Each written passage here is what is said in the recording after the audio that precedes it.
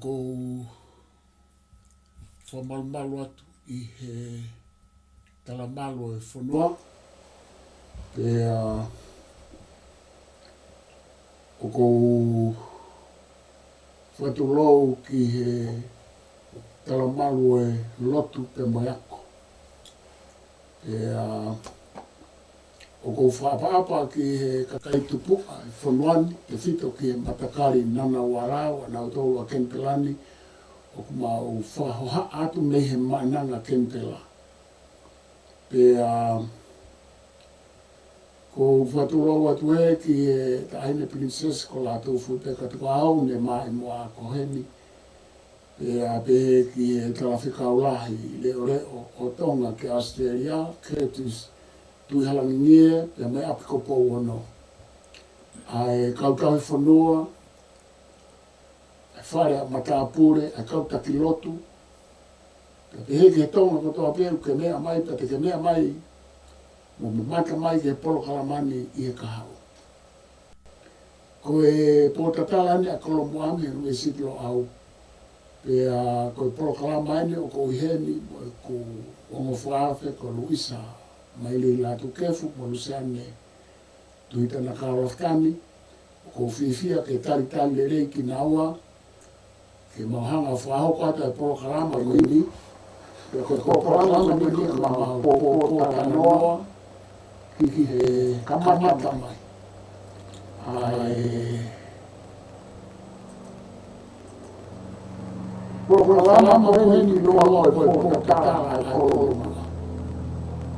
Polokalama ko hiwa to me whalahi na alahi princess isa pe alahi kuini o whina ko na nasa wauta.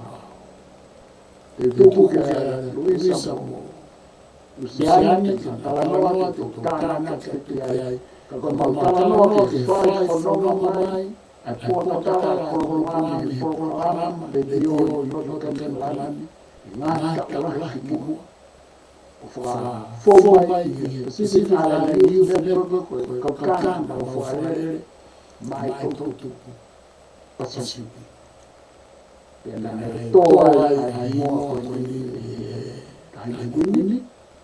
ko ni ko uno ko to ala fo no mai ni programa de hoy sisi es 91.1 ka semana ko wa ya ni que no milito nada, como ojo todo el día vamos a decir la mujer por la mujer.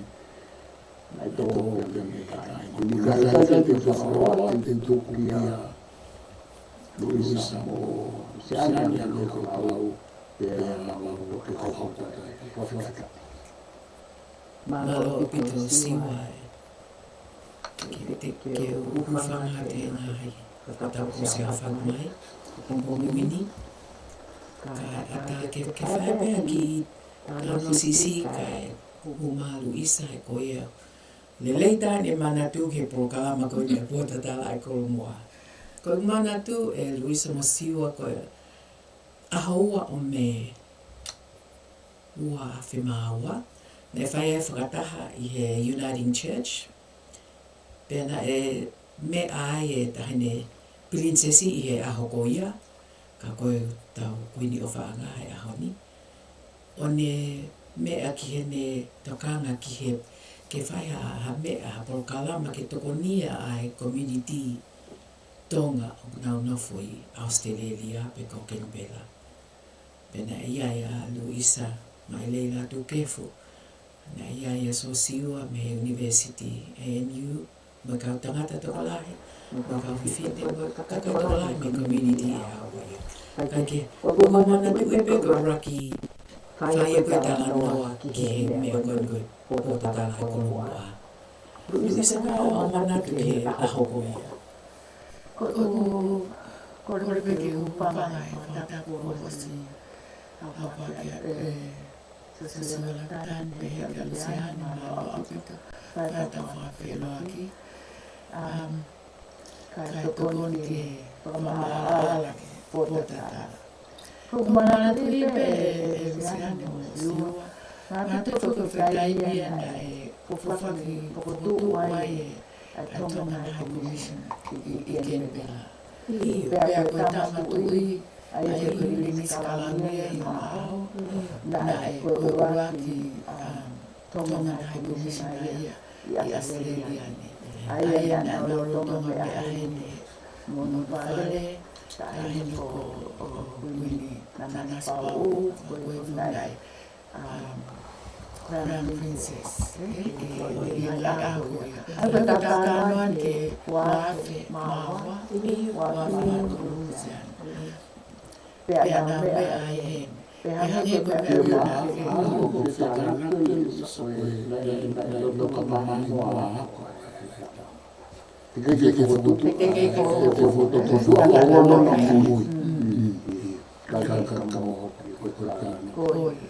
Kohina na me ai bili heni hitain tukoya. Hane ko me na ke Lafitani Luseane.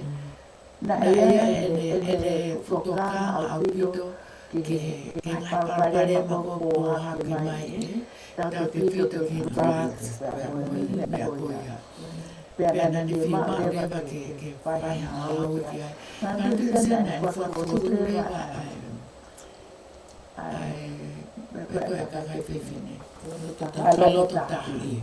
Ke hoi e whawhine. Nane pia na taki MALO he rewa ngai ahoia. Ho manatu e Siosiua Luseane. Ko whawhataimia hena kawa e mea koe Pacific. Pen Pacific, mea women Tina whalere koe nau International Day I Kingalani taimoia.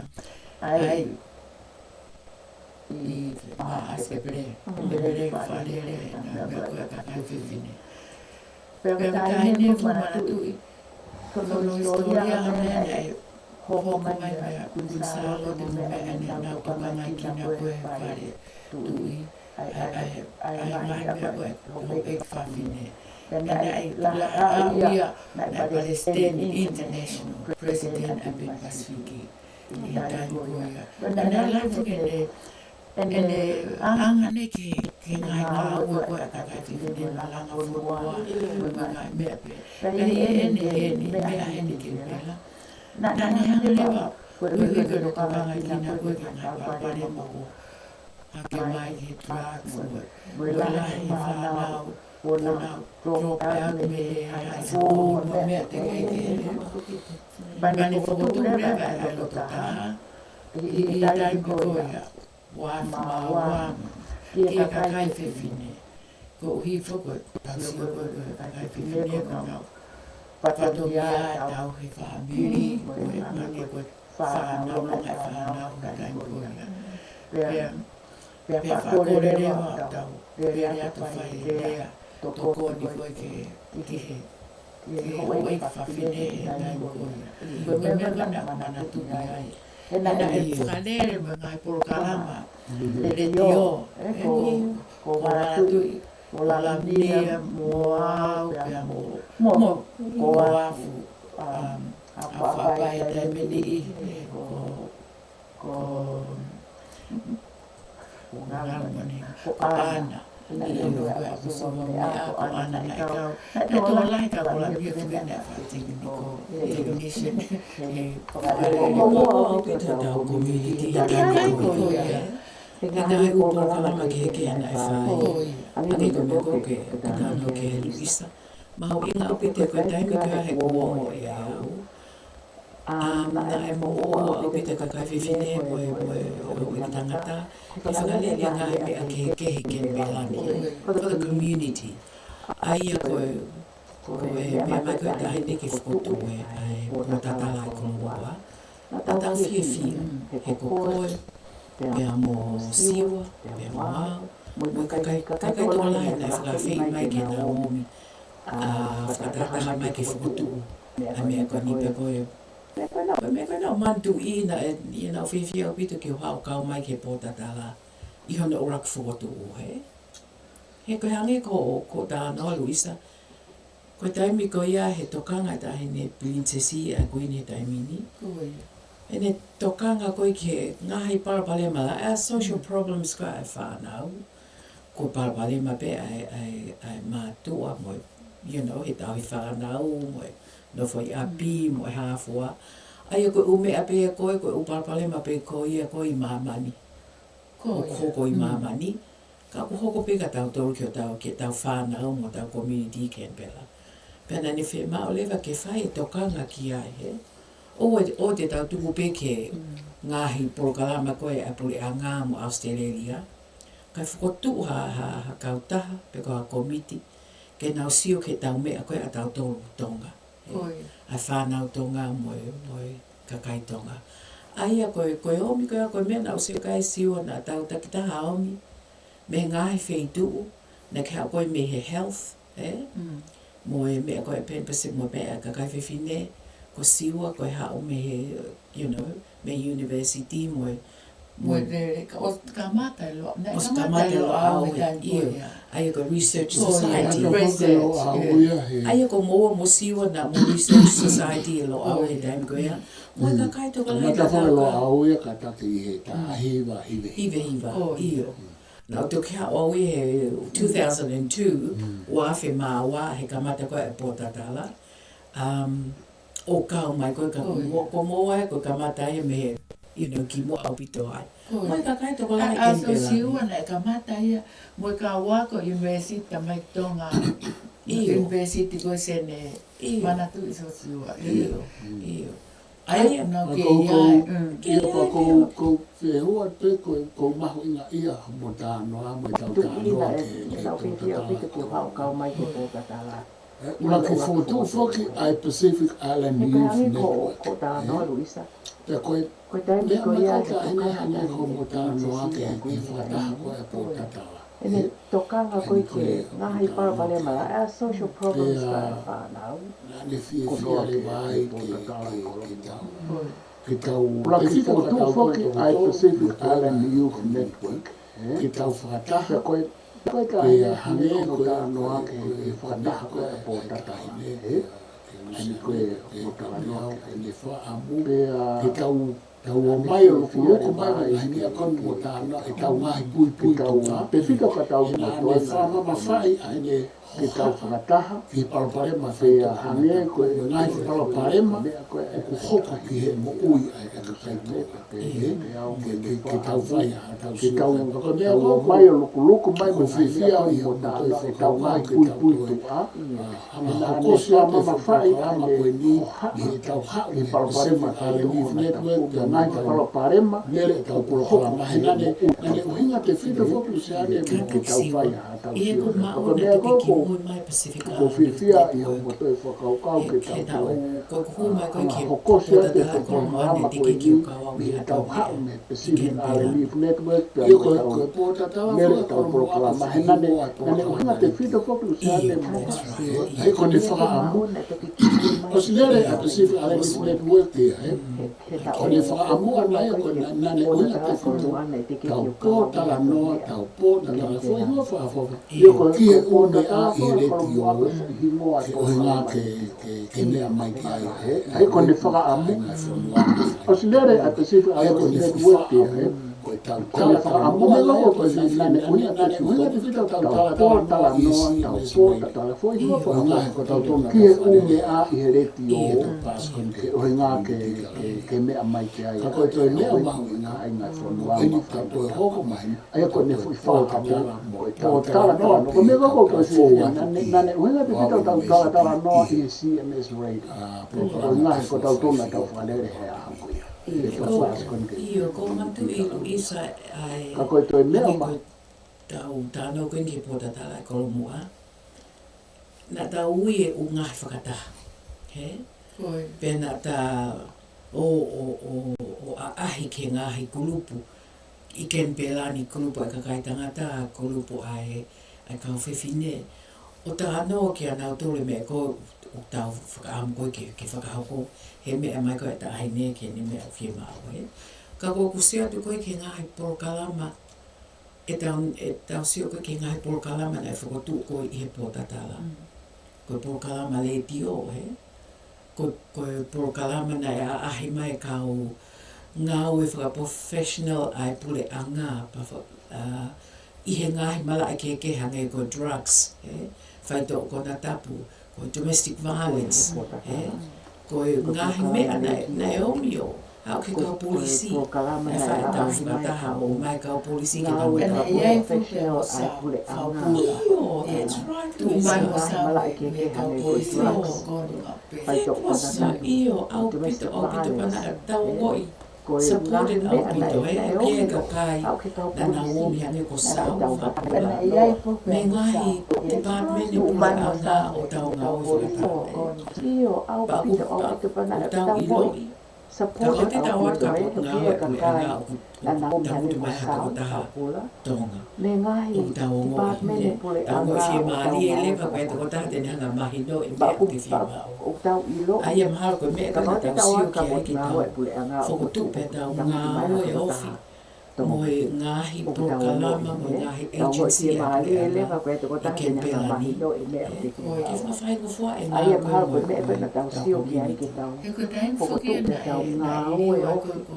Mo e ngahi Polokalama mo e agency a pule a ngā i ken pelani.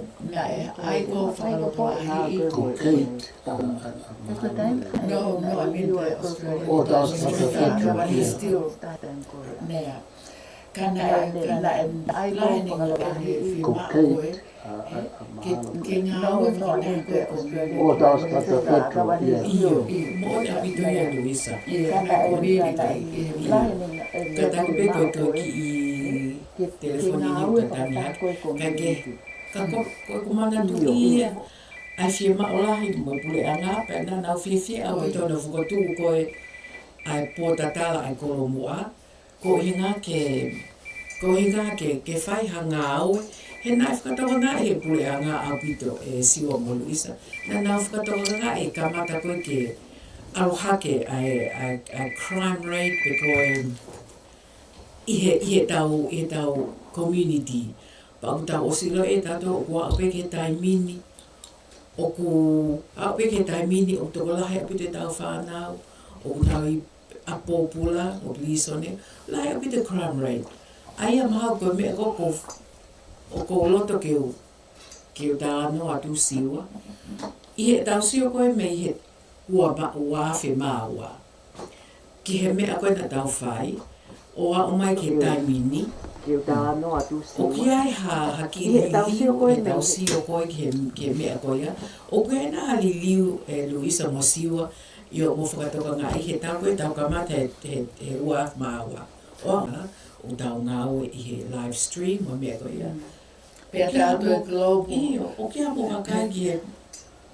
Koe Polokalama koe na tau ngā oe ki ai, he. Whikotu mai ki tau ngā oe ki ai. Pakamana tu e whakuruse. Koe taim ko ia na ke ngā aue koe mo i pure anga, hei. Koe kakai whewhine, me ia ngai tawhaaki, koe me ko si ia. Koe whewhine ia na Polokalama la. Pitana ke i he tawhaaku ia. Pea ko au i ngā aue koe. Ngai whamiri, family health. Ai na tau ngā aue ko toa pako. Siu, ai lai ke e he niu, pea nā ki koe taimina e. Ngai koe family health. Ai na tau ngā ue ko toa pako. Ai na tau Na lahe ke na tau i he ngā ka whaaki, na tau lawa ki tau hanga. O mai e ka kai koe me tau upo ngā ue. He pena e whaka ai whoki Prime Minister koe na i hoi a. He tau o atu ki tua. O mai e ka kai koe me tau o ngā ue mo ka kai. Ko koe me mahinga a koini koe ia Luseane. E ko hinga ia koe a namaspa. O ngā ue mo Ngā he ko koe me mahinga a profesionale koe ia. O mai hinga ia koe a namaspa. Hinga ia koe ngā he uhe kiki tawawa ka tau lava mai he ufutu ia. O profesionale koe ia. O mai e ka profesionale. Ya ko le ma ho ya ko nga ho man ya ke tau lava ka to ke tau fai ko ma to nia pe ya ko ka ke tu ma ne ngo e fie ma ka kai me ka ko ina ka ke ho man ya ta ko ko la mo ko ma to tau mai ka ka ka nga wa ke ko fie ma ka kai me u professional ke expert o la mo ka to o fo ka ore na ta nga wa ke ta community agencies i community i pekanga i Australia eko hana ko formandi wa ko si ke talava ke talava tanto e mautolo pe o fai ka to ko funga we la he ka ko kana fa le fo ke u ngawe na tanto nga fo mo non government agency hange ko na e whangale ko te o ngawe na tau whoku mo non ka na ka wi ka na fi ma wi ta community tonga ko fisi me nga hi mataka ke ka wi ka na fi ma na to ri ha to ko te pe te ki ta ke te me nga hi mataka o fi ma ka na fi ma na to ri ha to ke o atu ki to ko te pe te ki na se ves ko me ko o fi ma ki fi na to ke o atu ki to i he nga se ves ko me a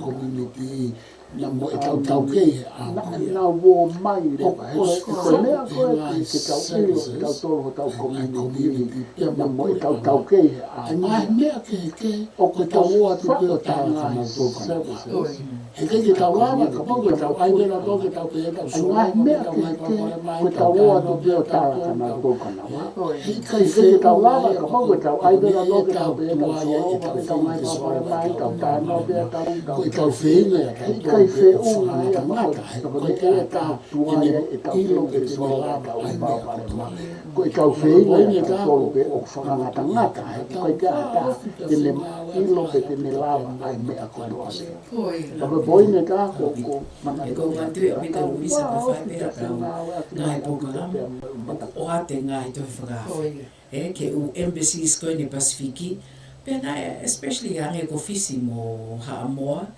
na now always there hey na now supportive na now to koni lahi au pite u me ko na tau fenga ko i Potatala ke fai ai ko formante ma ko koni lahi au pite u me ko na tau fenga ko i Potatala ke ngau yo ko ai ko formante ko i Kempelani mahu inga au pito ko sio ko ke hange ko tau na ia Polokalama Tefuafaifio mahu inga au pito Youth sio ko Network ke hange ko tau ko Polokalama ko ia na tau decide o pau ke lele whakapalangi whaihoata ko uhinga ko whanau o ke nau le whakatoa pe mo u o mo Pasifiki ko e o tanto ko hua kina te la ke nau te lava pe pena mahu inga au pito e Luisa te mo u ot mot ma inga Pasifiki pito ko nau to ko ni ka ko e te nau te lava pe time ko mau inga o pito Luisa time wi le le ma inga o i pito anga ko tau ka ko e ko mana to i ko ta fa na o tanto time na fa time le le le i anga ko na pe to ko si fo ka kai to ma to i ko ta fa na pa ko me ko to pe na ta fa ta to pa ko ni ka na to ko ngai me ya me ke to kon ka na to ke na pa ko na ka na to ko ngai me ya me na si to si kon ya ka na ya to ke na e dai ko ya mo ko o ta ta to to ka ka na tu ko ke na lava e just na na ngai me to ya ha ke e dai ko ya na ta ha ta ta to to ka na na tu ko ke na lava e just pa ko e la e ngai ka ko wa ni to ta na to fa ko na ta fa na na fa na ta la ye ngai ta ye me na pa pa re na ta to ko ai ke ma he no ke ma to a ta ye ko fa na pa ko pa ni pa fa re re to ko ai ke ma he no ke ta to ka ko fa na ko hori ko ke mo to fa ye ta fa na ko to ka da utua Hori koe te. kai o si whanau ki a ko Ko i o ke nau. whakaloto lahi ki nau tō Kai o ke ki nau whanau ki a speak ko. for themselves O ia nau tō whakaloto tō lahi ki nau nau pa nau tō. whamata Ke nau ngā tui speak for ta themselves. hai ngai mea O kia nau tō tō nau whawhaimata lawa ia pa whamata. koe Ngā tui koe ki ta whepaki hai koe ngai mea nei. ai mātua mo whanau koe whanau i he ni ia Ko ki te paki koe. sai fuko hi ko whanau koe mo te whontu koe he ai pasi Sai fuko hi ko Islands whanau Youth koe. Network Ko matu i le Luisa Ai Pacific Islands Youth ke me Network. ke whanau ko Pea ko ko whai le i muri. Nai whai e tau save nai whai i e o ke o matu ko ane whei. Nai whai e tau man Ke whanau, ke nau tala mai ke hamea. O nau tokanga ki ai. Ke whanau, ke nau kala mai. Nai lai nau tala matu ko lai tai whanau ko nau tala mai. Whai na tā ke nau Nai tala lai, mai nau tala matu ko lahi tai whanau ko nau Nea kala ke mai. kio, pako po mantu e au ko tai me tau tu pakene e me ke tau Nea e ko ke nau kio, matua. kio, pako po Ka matu ku tau e no o fo tai me. o tali ke nau lea mai E ka me ke tau. tau lea. Ai ko whanau ko nina nau whainga tā Pako tau ia. no fo o tai Communicate ke ma nau tā lea no mai ke ka nau tau. matua. Ai ko whanau Ka ko nai ka mata koe le te o a Polokalama Tefuafaifio. Pe o mai tau whanau ke nau whakalima. Ka mata koe le te o a Po matu ko Saint Nina ne tataki. Pe o mai tau whanau Saint ke Nina nau Latukefu na tataki. Ai Ko matu ko save ni na Polokalama ko ai youth. save ni na ke na tataki. Ciara, Iyo. Renee, Ana, Bukato, Iyo. Tau ki tuti, na ke Iyo, reka Renee, tuti na Ana, ia. Bukato. E nau fie o mi ko Tau onge ai ai whainga maari, koe koe koe koe maunga na tau haki nau mai. Tau onge ai ai whainga maari, koe koe koe koe maunga na tau haki nau mai o usa ia mana mana koe. Tala noa ke nau mai ngā inga. Hiwa nau maa ia mana mana koe. Tala noa ke nau mai E ka koe ke inga. ko nau le o Tala na nau maa fu tau koe taha Pea inga. nai sai fuki na toro e E koe ke koe nau le o na ma. Tupu hake hen. Pia nai sai fuki na toro e. Tala noa ka whai ako ia me ngai mea ka ki na toro. Ake ngai mea, he? Tala noa ka whai Lava ki ako nā ia toria, mai mea ka whitu tau tāki, mo Ake whamaina ngai aki, mea. mo whāna. Pena lava ki nā Pena toria. whāna. Petu taki mo Mo whamaina whamatala aia, wai ngai me aia, koe ke whasai, ke tau rea whakatonga. Whamatala aia. Wai ngai me aia. I ko ngai konga sinyo, me ngai mea whilau a mea. Na nā lava whai mo fuata nā tō, ke nā whamatala nā tō, he koe drugs, Na nau lava kai mo fuata nau tō. you know, Ke nau bad whamatala nau effects tō. of drugs, we how, Wai ngai. we anga e anga ririu e nā You know, whakau bad kau. effects of Nā drugs. lava ke nā whai e ngai Mo whetu anga e anga li li e nau Ko whakau. mana tu belu se an. Na lava ke nau whai Mana e tu anga na te na e tutako ni a fotu ko. oe tahine. Ko mana tu belu se Pita an. si ai ko kuine a. Mana tu na fotu koe tahine. Ka koe ngā hai tō piki koe na whio nā o koe tahine ke tau. Aloka. Ka noa koe ki he. Pakoe Ke ngā kau tō whewhine. piki koe na ki o O nā ek koe whewhine. tahine ki tau. Nai kau Tala whewhine noa kau koe whine ki ek vai he vai. kau whine. Ange ko O ek whewhine. Nai kau whine kau whine ek vai vai. Ange ko Ke kau whanga fua, koe kau whine eki vai vai he. Ia. E Luseane. e kau panga fua e kau whine eki vai vai. E Luseane. Me Na ama me pe ama e fokia ai tai. session ko na fa. Ananas pau. Ai Pa pa ko me ama o pe ia he. o e ki fo he fie fo ne ma tuai. Ko na e ke na to angai Ko me e ki fo he. Fie fie fo ne ma tu. ke na Ko na e ke na to. ma ri. Ai me. Pe Ai ko ke me no po. ori ia ko dai ne ko ai pe ki na ma dai. Fo na tala ka na to. Whakamata e nā fie o se ta mata e nā tupu MALO mohana. Whakamata e nā fie o se ta mata e nā tupu MALO mohana. Kono whakamata ngai mea pehe. Tuka tahe ngai mea pane hanga rewe tai ne. Whai koe ai tahe whine kōtau ki. Community tonga. Ke nau whaka ai kakai me whine O kau he ngai whataha ki. Ai u, ai u. Ke nau pōa. Kakai O ke kau me he ngai ngai whataha whataha ke. koe. Ka te whita ke ange ke kakai Australia. Kakai me O ngai hi ko whonua wau e ke nau.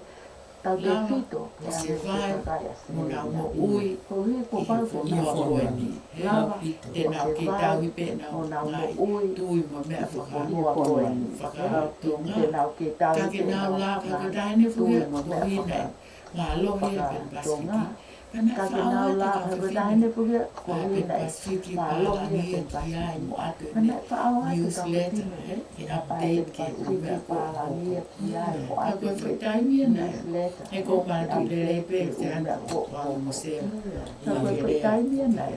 He ko mātu i lele pe te Kai anu whiwhine wānu koe mo po sea. tā nau Ma mai he mai. rea. Iyo. Pea, drugs, moe me. Ka kai whiwhine Iyo. koe po E nai lahe au pito e ngahi topic ke kena whai ke tau tala no ai. Me whima o e tani princessi. Topic ke kena whai Ke ke tau tala noa hanga tonu ke community. Pea ko mantui hake e Luisa. Na ke whawhitu ta ke kia palofesa sedaleki fina. Kos mama o atu. O eke whanki mea. E whewhe e o koe hae e lea te whai ke fo i mea koe ke koe ngai kongkonga whake na sino. Koe hae e lea te whai ke Ke tau lea ki ai koe i ngai public he. kongkonga whake na sino. Pene tala mai ai whakapala. Ka pau whainga mo whainga ta iha no ai koe whakatonga. Pene ai whakapala. Ka kōpau ki tau tala noa e ngai mea koe he maho inga. O ku maho inga nge information. Ke awe ke kakai i e tau Maho inga whakataputapu e a tau tolo tau paki tau tala no kia mea. E whaingata i e mea tau kakai e ta i ilo i hane hola. E ko mantu i utatua e tātou tātou ki e tā koe whana. Pau pēa ke kau whewhana. Tukona tae whanau e kuna ua tala ke whaia koe he. Pea te mou mo ua e ono awe whanau. Pa neona e whai But no one if I Ko whanua ni. E kei te tā te whanau pena ua tala pea te fwoi. Hau e polisi pa te pea ki te kei te rahumari toa. E hau e polisi o awe ko. Ka pau te ki whutala i whanau.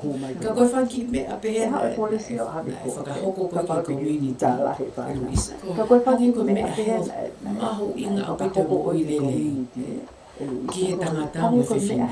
Neo ngō no whaingata a mo tūna whaatātoa koe he ta Polokalama Tefuafaifio. Ka tala mai ke ta tala noa pe ki ai whakatonga. Mahala ne aha kau me e community na pe si. Tuku tāno ke mea ko ia. Nai maho inga ke whanau. Ke whai tāno ke ngai mea ko ni. Maho inga ke kakai whiwhine. Maho inga ke tau kau mātua. Mau inga pito, everybody. Pea mau inga pe ka tau tō kau ngā we. Ke tau whakahau pe whakamantu mai ka tau tō. Because it was a remembering. Ia pea moe tau pule hanga tai koe. Nau whia ma ko mana tuia. Ia pea moe tau pule hanga tai Te teuha mea ke nau ilo. Nau pia ma ko mana tuia. Ka pai te teuha mea. Tēnā wāla katoa. O tō koni ke te kohi whuki. Tēnā wāla katoa. O tō koni ke te kohi whuki. Outside the tau work. Ke tau Tō koni ke Part of your job, Luisa. Mantu ko Polokalama koe nga ke whakalele pe koe i he health. Koe hao ki tua en pia moa. Koe o community education program, he? Nai mahu inga pita. Aia koe fo i whekao mai pe koe e ta ahine. Ke tau o whae ngā oe koe mea na tau o si whae. Ka na tau whie ma oe to koni. Lahi au pito me agencies, kau professionale oe u wheitu u koe ni ke na o mo to konia mai. Pea na o mwhie whia. Na o mwhie whia to koni mai. Ke tau mantu ia, I think, especially i he ahoni, o kuia e kau professionale ke tau wālat ka nau tōru o kore ke nau om. He te nau om nau tōru ia. He kulahe taimi i o tau lotu. Ko tau tōru tau ngau tau lotu. Pau wha tau pehepe tau tōru ia. Pale mai koe ni e solova pe e he lotu. Ka kotu ia o pehe mai o tua. Mo o take, responsibility. Mo o get help. Taimi ni tau pe o te lot pe awe ki hoko mea koe ni. But you have to do something. Pau ki te aruki te pau ku tū mai whangafu pot ngā oe koe ni, mo e toko ni, o a o mai ke aho ni, ke whai ngā he mea koe ni. Ka ko, Luisa, ko miss e ta whangile tio Polokalama koe nei whai ke women, Heu kia pe hono maali e te whai Polokalama le tio pia, whetutake mai kakai o, Nā ke eke mai ane nai, te ane, pe masio mo Siosiua ki hanga he mea. Iyo. Hoi mea tō whua, pe ko correct me ka pā o kwa like sio. Ka ko mana tu i koe taimi nā tau whakarere au mea koe ia. He pa tau ngā aue whakatako tō ko ni whai pe koe mea tau. Pe nā whango fua whuki he tau ngā aue. Ke tau ave mo tau ngā aue ko whai he tau koa ngā aue. Te tau lava pe ave mo tau ngā aue ko tau kore to koni ki Te tau lava pe hope, pea tau kore to koni ki tau kau ngā aue. Pea hangere ko tau nā tau mahi noi. Ne nāwa mahino ke kakai koe he ngai aho ko ia. Ai mo ui koe i koro i. Pea nai kau e tahi ni ui ni, hea nei ke Crown Princess tai ko ia. E nei sio koe ki, he nai kau i ngā ue koe mo e kapawangi. I he ni pe whaahe. Ai kau mana tu e ma me tahi pasiki na me a mai ki ai. Kau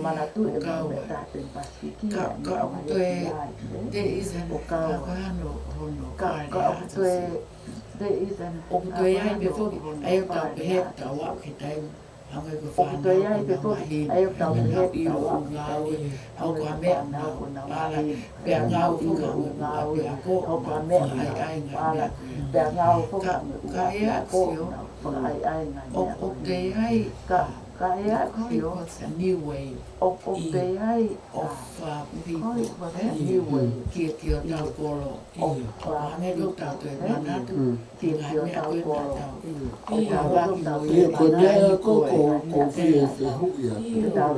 Ia koe mea ko tau noa koe mea koe. Ko konga whoke taha tau mua e tau toe. Tau noa koe mea koe. Konga whoke taha tau mua e tau toe. Hanga o Enga tau tuku ai Polokalama Potatala koe tau mate i te hu wini. mai te whoki he tau Ka koe mea koe ko whie whihuia. Ka koe tau mate i te wini. Ke mua. Ka koe mea koe ko whiu. Ko nea koe ni o ku tau sio ki he taimi koe ku mo tala noa mai ki he taimi koe na tau whahalere e koe mehereti o mo tau ngā ue hangatonu ki he community. Koe ahoni o ku tau whae ngā ue koe niki mā mani mo lo au kau tau whaamu ke a whei ai i he toi hoko atu e Polokalama e Potatala e Kolomu'a ke tau sio rewa ki he tuunga na iai a ke mpelani i he aho ko ia. Mo ia ngā hi Polokalama, mo i tau ngā ue hangatonu ke community ko eni, te tau ngā ue hangatonu atu mi hene. Koe hae o mea te tau lava i homo wakai, koe tau e tahni ma pe whiha ki mua, pe hongo furutupu. Koe ahoni, koe hae o mea he taimini e malawa ke tau wakai, te tau lava tokoni ai me he tau Polokalama koe ne Potatala e Kolomu'a. Pea moe lo au ki e tau community he ni koe hae o mea kua o ke community ai kakaitonga mo kakai Pasifiki he aho ni. Ka kofi e whawhoke atu ka mua. Iyo. Mahalo siwa mo Luisa.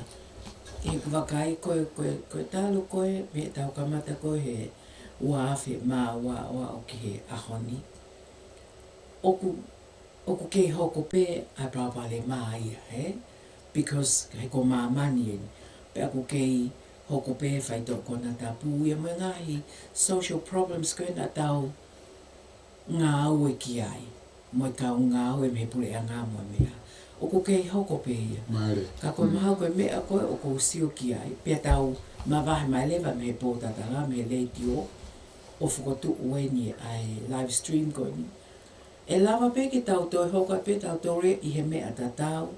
Ano ave koe information o mai koe professional information. He ku lele pe mea pule anga pe aku liu pe mea pule anga o ki ai ngahi agencies for all e Luisa ko whukotu. He ku wakai koe ki ken pilani ki drug and alcohol. Ko lahi au pite u agencies ko whakatu. Aia kona uhinga. O kuto lahi ane parapale makoe. Kau tau whai ke a whi ai hoko atu e Polokalama Potatala. Ko nere wai koe ko sio ke ai na iai sa pelani i e aho ko ia. Moianga o ai Polokalama. Ke tau te hangare o whamo ui mai o eni. Ai whai whato ni a pe mi he tau Polokalama. Usmahina o usmahiti ka ia. Nere wai a mako ke ai. Upara pare ma ke heke. O ka wai whai tō kona tapu. Ia pehe fuki ke kempelani. Te tau te hangare o whamo ui mai. No whamo ui mai o mea ka tau te na tau whai. Kono ke heke hepe. E te tau whai kātoa atu. Usmahina o usmahiti ka ia. Te kapau e whie mao haru kai. Ko neo tau whie wahawa. Te ian ka. Upara pare ma ke heke. Ka wai whai tō kona te tau hoko atu. Ia pehe Ko te tau whie wahawa. Mo ka kai. Aia koe tau te hoko atu pēr. O mea ka tau te na tau whai. Kono ke hepe. Te tau whai kātoa atu. Te kapau e whie mao haka kai. Ko neo tau whie wahawa. Mo sa kominiti ke hulu. mai whika whiane ko ia. Ko upara pare Te tau hoko atu. Ko te tau whie wahawa. Mo ka kai. Mi Pasifiki. Mi ngai services. Te tau lava o omi ki heni. O tau ala atu i o alo. Koe anga e kusu atu, koe hae o mea ke tau whai ka koe na kuma Luseane o hui mai whika pa atu koe ia. Koe upara pare ma te fitoko ku koe au peke koe. Te tue ke, o asma ia ke, Maare. moa se fistike de. Ya rau i lo na tole ngai me ala me ya. Kai te kai kon wa o kia ta i lo. Mau ina pito e usata no hai koe hange ko si koe ke lili koe ai me hange ko ivo koe o ki lili ai face koe o mea koe na tau ngā ue ki ai. He hange ko ku wakai koe ki he even legalities ko liliu fo ke lao i ken pelani. He ke ngau e koe ngahi whai toko na tapu hange koe marijuana ko lava ke te ngau e aki pa lava ke te ai te fu a kau e fihia. Ka aku ke iai pe parapale ma koe o mea koe ni ki he health e kakai Koe ke pehea ke whakaata mai pule a ngahi mea. Pa aku ia e ngahi loki ke oa te ka akau. Ai si kakai koe nau whangata ia he drugs o ai ai whaito o. O kai ke pehe ke si ai e mea ia koe ngai. O ku kei alu pehea ke lahiangi. O ku kei lele pe crime ia. Aia, o ke ngahi liliu. Pa koe ngahi mea ai hange koe parapale ma. O ka alu pe ke lahiangi. Mo lahiangi Aia te tau hange koe tau. O kai ke pehe ke si ai e mea ia koe. Te tau si o lewe ke mea koe te tau ke ona whakotukutu e tau ngā ue i o ke ngahi liliu. Pa koe ngahi mea ai hange koe parapale. Koe kau ene he Polokalama mahu inga au pito tuku kehe. Mahu inga katoa e tau Polokalama. Ko Polokalama koe ni whakapatonu e tau community mo Australiani ki hiu te whito i parapale ma. Aia koe women in dialogue e tau Polokalama rea koe te kau ene he Polokalama mahu tāna ken ke nā whakawhakaua. Ko tau ngai Polokalama ke heke a katoa awe ke uisi ke heke whamama. Ko Polokalama koe ni aria no whatonu ke tau community mo Australiani. Koe tau leha koe ni te tau amarewa whenga. Aia koe women in dialogue ke tau Polokalama rea whawapalani. E tau women in dialogue. Kono tāna ken ke nā whakawhakaua. Koe tau leha whamama ke heke a katoa awe ke uisi ke heke a whamama. Mo Australiani tuku ke tau ngā welo au ki ka koe tau doha koe ni te tau hanga rewa ki tau hanga siofu wharereita mo u te whito i ka venga mo u te whito i mea mo hoko i kai nini he ilo nā ai pe hatau tau doha hanga ia whama o po mai e me ko pina tau whai ke te ua noa ua ni tau noa ki tuku ke Koe mawinga e o ke iai. Te tau hanga Ea, sio mea rewa, reita nā mo tōru, u te whito i ka venga mo u te Ka whito i aua- au ku hoko ka aua i kai nini e whai e ilo pa nā tau ai pe whanau, hatau pe te whahanu. koni ke u Nā mea ke tau ai sina o resources ke ai e tau ua noa ua ni tau noa Koe mawinga E ko ngai ko si o luisa ko tau. Ia koe mea rewa nā tō, Potatala. ke te nau whakaao ngai. He ko si o Ka tau aue- ingoa ko ka Potatala aue- e Kolomu'a. Te He ko whai tau pa tau whanau mo Tala noa. whahan. mo share ai tau experience o mai e kakai ke na umu ta noa ke tau community share in our experience ko maho inga koe a ilo ke te ilo ki ha mea ko information ko ni te tau o ate mai he ni maho inga hau ki toia he pe ko information o updated e ko liu au pito whakaaho whakamahina whakatau ai ngahi information ko me pule a ngā meka agencies ange ko o isa ke ilo ko hanga ko health o li liu e unga he whai toko ke kere mo u mea ke u whai ko mea nai whai ke toko taha o ku suka ko diabetes he taimi ko ki li liu ma he taimini e o ke mea fu o aia te tau update ma o pe community ke ngahi li liu Ka mo tau whaka Ka mo u whakatoto. Ka mo u whakatoto. E ku tau ino i tau tō rua ngāma e tau community Pasifiki mo tō ngāhene ume. O na rawa whai. Pea o kulere ia. Ka koe umea koe ni tau hanga o tō whakamo ui mai. Umea ngana tau whai he kua hi. E tau te hanga whakamo ui mai Ka ki mo u whakatoto. Ka mo u whakatoto. Ka mo ngā riri e tau ino i tau tō rua ngāma e tau community Pasifiki mo tō ngāhene ume. O na rawa whai. Pea o kulere. Ka umea koe ni tau hanga o tō whakamo ui mai. Umea ngana tau whai he kua hi. E tau te hanga whakamo ui mai ki tāna. E ko sio taimini. Ka mo ngā riri e ngā whakatoto. Ngā mea koto te o tau te hene. Tau puputu o tau ke. Ko e si ka o mea koe Whai mo na domestic malawa ki violence. to koni te tau whakahoko Ngai ka whaamiri ko ia au Tau te lava. pito ki te whāna. Whae ko whiwhine ko ia. E ko Oli, sia tai o li o o spread and na whi a o furu. O lava hange pe ko sikli. O hi ko kai kalpare ma ko ia. ka o mea Koe o mea pea ne ko kala noa e Luisa. Ngai whaamiri ko Ma ia. tiko tau mbaro hinga i taha e tau ngai Polokalama Tefuafaifio i Siosiua O e tau ke li o spread na whi a o furu. Lava hange pe ko Koe sikli. tau mbaro hinga koe O ke hi ko ngai Polokalama whaapare ma ko ia. Pea moe wine, Ia pea moe pētā ne whāi. ko tala noa Ai o mokei na mokei hanga peo Ma tui koe tau mbaro hinga i taha e tau ngai Polokalama Tefuafaifio i Siosiua Ai e a tau koe, ke whanere ai koe umea e te tau te hanga whamo ui mai. Koe tau mbaro hinga koe ke Polokalama ke Pea moe wine, pea moe wha. Ule ko na tau whai koe Ai o o hini mokei kene na whai mokei mesi hanga peo hoko mai e malama pe hange ko mu whakau kawa. E kula he ririu si.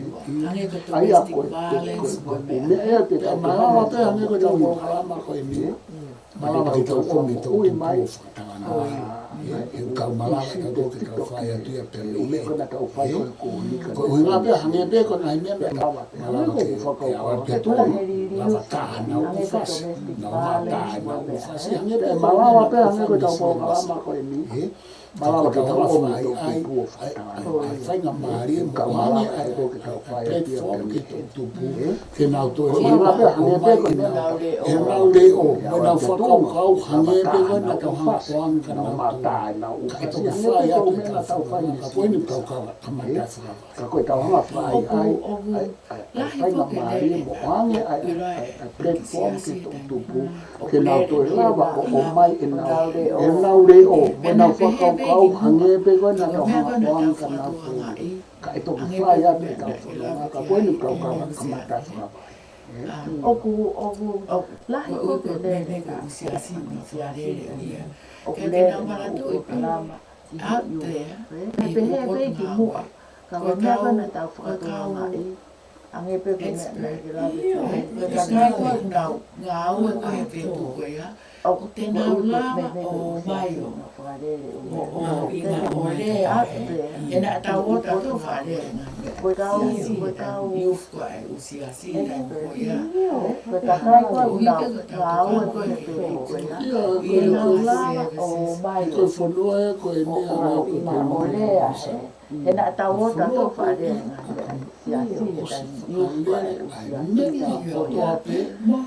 e pure anga e koe community e koe na university e koe tau nofu te koe ni a i e hua kau koe Koe tau toi hange pe koe tau ngā au koe ko hiri ke la ni. Mo toa pe e pure anga te koe community Tau ngā au te koe la university. Ai Tau monuia noku tau tau ia i hua kau tangi tonga ke tau o mai koe tau toi hange pe koe tau ngā au koe ko hiri ke la ni.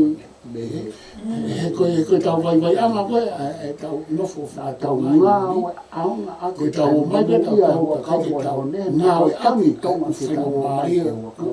o mai E tau hama rewa ngā o ake hua kau o mai tai tau tongi koe tau vai anga koe e tau nofo whakato mai muri. Koe tau mai pe tau tō ka kake tau ngā o ake ai uwhinga maria o mai o koe te te maria ke tau o whinga paanga ki ai. O mai tai tau tongi pe e whonu ani ka koe tau ka e o ngā o ake. Koe tau whinga rewa e Polokalama koe ni ko nea koto pena tau whai ko irike te lani mo Australia. Mehi Potatala ko te tau toi whai. Polokalama koe ni, a live stream koe ni. I tai whinga Ko maria. mo e whainga maali e koe ni, no MALO ki a Elias ofa o Siosiua. He o mai koe ni e mea koe ni ke tau lawa whae tau ngai Polokalama koe ni. Ka koe Polokalama koe ni. Nā tau i e le diona ke tau lawa siu ki māman. Koe ni, ko tau tala noa ki māman. E o me tau whanau o ngau e ake nao spota tau tau rio. E whakatek di kole mea koe ni. E koe nea hea koe Luseane ko whakakau ke sa ke tau kamata koe tau tō runga te whakoko manu ki māsi. Malawa ke ai pe, ko taimi koe awa tu koe ku kau pe, ma whana i e whakatek di kole mea koe ni. E koe nea hea koe Luseane ko whakakau malawa leo ke tau kamata koe tau tō runga te whakoko manu ki māsi. Malawa ke ai pe, ko taimi koe awa tu koe ku kau pe, ma whana i e tau wange pe koe tau sio he tau whai whanonga ke nau whaarea Ia pe whoki ke. alawa rewa ke tau Ia whao po ke au pito me e koe ni me tau Polokalama ke le nau tio. o mai nau tō Pe koe resource mo e information kai ko nau tala noa ko nau Ia internet. ka te tau sio he tau Ko me whanonga ai ke tau siu ki ai mo siu ki ai whanau o whakea. Kai even though o ko si ai mea koe, ka uke iai pe me e ke tau oatanga tonu. Oatanga tonu ke tau kakai. E uke ki kātua kakai ke nā o ki he mo ki he. Ka koe poe pena ke hake tena e Luisa ke tau wālatu o te o mai resource. E ko mate o tātou kakai. Ka pa uanga tu ni fo ke te aru ki te GP. Te aru ki he dentist. Aia koe hoka mea ka pa o ke hapapale ma drugs and alcohol. O mai e kakai professional me drug and alcohol services. Domestic violence grant and alcohol professional. Older people, seniors o ke Polokalama o te koni. Women. Health. We've got Lisa. Domestic violence care no go Ka koia, o ko tau, older people, seniors, o kia I heard you say, Luisa, o ko maho whanua. women, health. We've got He information. maho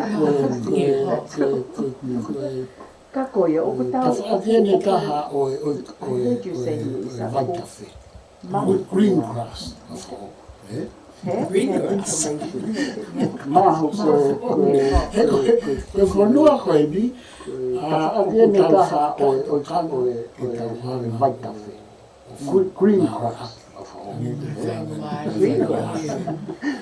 Ako ke no whai ai tau e whanua koe ni o wako o o tau mai whakakaka e koe ia ke tau hanga koe ume aia e te tau tue whawhawhawha te whawhawha ka ki Au ke no whakai ai tau kakai me tau whanau ke na o wako o mai e whai ngā maari e koe ia.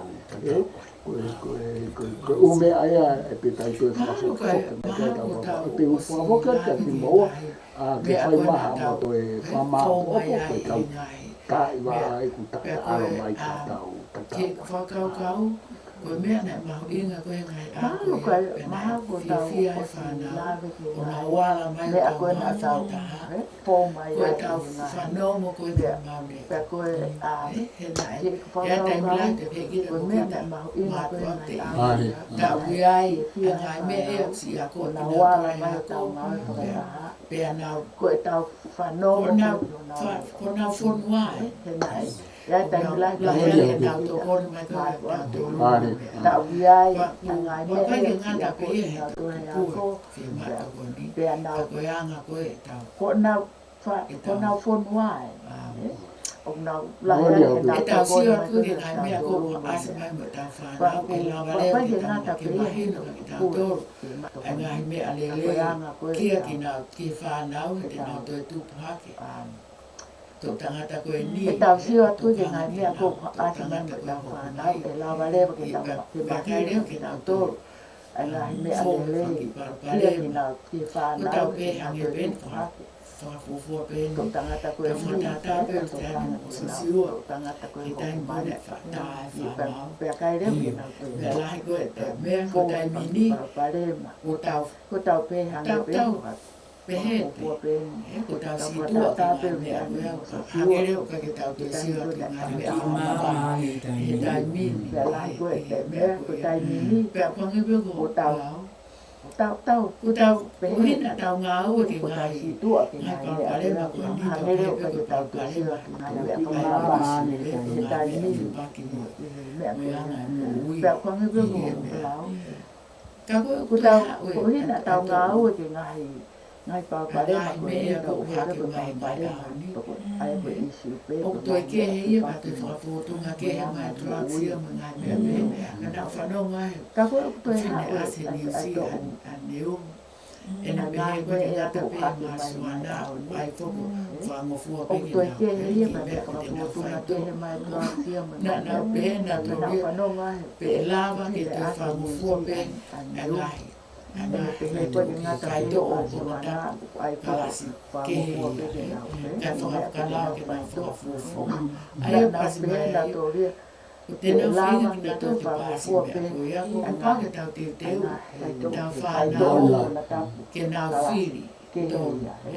kai Whiri ke mea whakalao ko ke tō na tōru. whakafufu Mo anga ai ki o nā pasi tō mai mai se nā mo ui. ko tēnā whenga ki nā tō te Te pāsi wate. mea koe Tai a ko tēnā pau ke iana tau te whaka teo whamiri. tau Nā whanau wala te teo pe. ke nā whiri Pea mo taha be whoki. ke mea Nā ko tau tō tāna sai ko tau ngau nā whaka tō taha. mo e se nā Mo ngā ui sia si ko mo hi ko te te wata Pea ala mai mo tau whai kawa.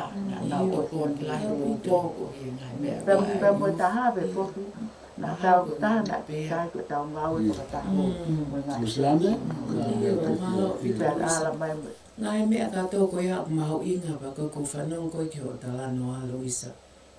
Ko whakakawa haki koe mea koe ni, koe mea ki tau whakataha mo community, he? He lava leleange ngā oe ka pau te tau ngā oe pe tau ngā oe mo community, mo lotu, mo kau whai ka wā, he? Kulupa e ka kai whiwhine. He koe united we stand, he? Koe mea ia koe o tau whenga ki ai, ka pau te tau whakataha. Ngā oe whakataha. Lava leleange ngā oe mo mea lai he tau ngā oe. Ka awe white au whisia tau te whai koe o. ko mea ko no Tara te kulupu koe. Ka pau te tau mahi no e koe tau whengen ke toka ka i tau tōru, me tau whanau. lava le le nge ngā hui mo ne ala he tau ngā Ka hawe whanau. Ko rangi koe tau no a Luisa. Ko hawe ai whapale mai koe whai tō kona tapu. Ko mata kehe mai, ko ki liu mai. Tango u toi whakai li whia. Ka o ka pau e oangi he tau whanau a ngahi. Information kehe o whakau aki no mea koe ni. So they can make a right choice. He koe he tāte tau lava ta awhi nau ua ki o ai. Ka o ka pate nau i loa koe mea koe ni e hoko mea koe. Mo tāna koe ke generation wisdom. E ara ke tō tū koe ni te nau i loa nge nau tō mea koe. Tau aha ke nau whanau nau tō i loa lahe nge nau tō. Koe mea e koe u tau maharo ko a whaka amu ki ai. Koe ngai tō tupu o ara ke mau pe o kutoi sai e nau i loa ki a. pe o ke iki a ma Iyo, mauangi nā toro e mau inga. Aia ko mea ko mau inga e tō, oe ta ofi o atu e a information e ki tau ka e ngā me whānau. He kuliliu mau pe, he ka ki tau, ai e tau toro me waf mau ape. O se mau ngā oe, ko ki tau e iaha me ke mau whai. O mau siwe aho ni, tō lahi a me ngā oe. Aia ko ku hoki luisa. Tō hokot e tau ngā oe, i he whunga ke, aia ko multimedia mo live streaming, tō e whakaafe ke whawhi mai community, mo whānau ke nau whare. Ane koe tāna Luis, koe tau whānau. He ke tau pai pe tau tōra tātou nau pehenu pe. Ko pau ke tau whanau ka nau le o. Ke nā om nā toro tala mai mea nau tokanga kia. O te tau at mo api o tātou, mo pehe. No. Pau ke oama nau le o, ke nau tala nau mai Ko pau ki tau whanong ke nau le Aia ko ksio koe. ke nau om na toro tawa mai me nau tokanga kia. O te tau at mo pio ta atu mo pehe. No. Pau ke oama nau le o, ke nau tawa no mai me nau tokanga. Aia ko ksio koe kare koe ha. Giving voice to community. Aia ko community hana kasa. Ke nau tala mai ke tau tala no koe hane o ke mau. Ko fie lawe whaka osia tu peke. Koe poin maho inga pito kumoto e hanga o whama ala mo whama popo mai. Pea ko fie lahi a pito. Pea na tau mo ua whong pe tau alu he ngahi tau lahi. Mai koe ni tu ke pea Luisa mo Latukefu kai hange ko au mo Luseane ke whai tau ngā oi tō ngā. Ai lo au ka koe ni ku tau whoki mai pea kamata e langa ngahi makatu unga i kente lani. Ka koe ni ku tau mateu teu le waheni ke hoko atu ke tau ngā oi ki tō ngā me lo au, ngā oi ke whamamani lahi. Ka tau whoki mai heni ku tau wakai ka ki tau tōru. E iai e whainga maarie pe e lotonga e tau ngā oi e lo au ki tau tō e hanga o pātoro aki e ngāhi whaifatongia ki o tau community. Mei he Polokalama koe ni. E iai e whainga maarie o tonga e tau ngā oi e lo ki tau tō e hanga o pātoro aki e ngāhi whaifatongia ki o tau community. Mei he Polokalama koe ni na e ngoa, wafa, ne kuini, kuini o aoni, e na ngasipatu koe Potatala o Kolomu'a. Pea koe fo i whamawhana. Ne te ke pehe ke tu uia na tau hoko atu pe ngai whaifatongi ahe lo au ka koeni. Ko tau toi hanga o lere aki ate fo iama koeni. Moe uwhaka amo koe moe i sona moe anga e mea na fie maa koe ni spau tu au. Ko ne fie mau ke tau siofi fo ai ngahi ngā ue le lei a tau community.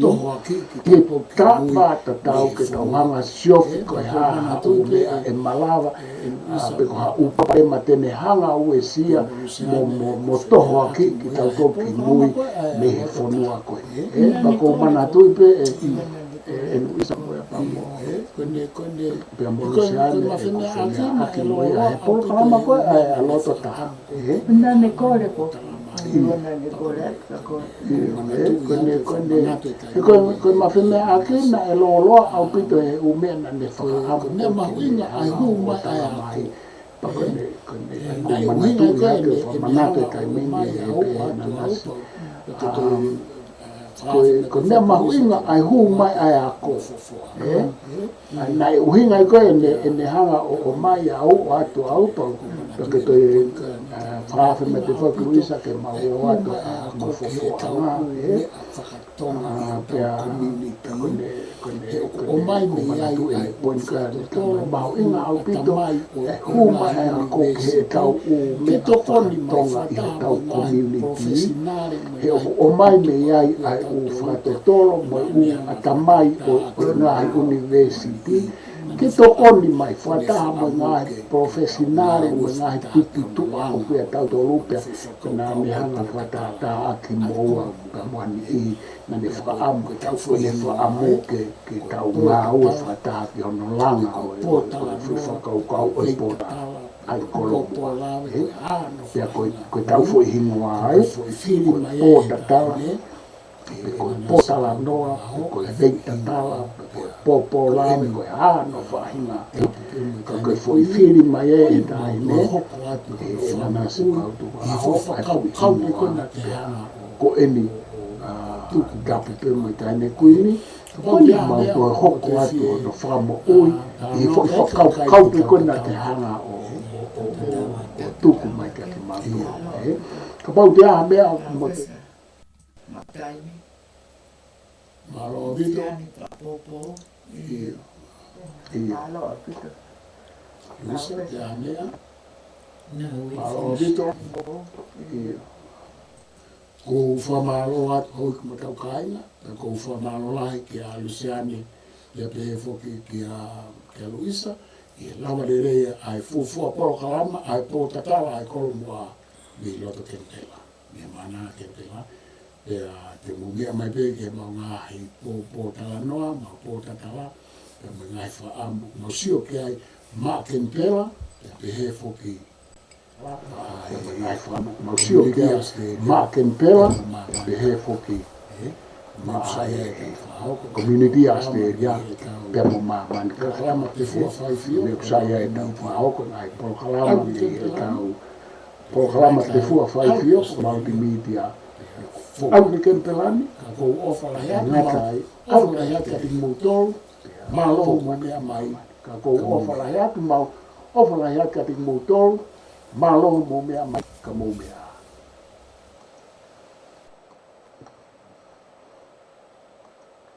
Tuna kuistama te eo. Telefonia ka ko wale ano. Tō, atu Turn tau on fo. or turn off. Because when I saw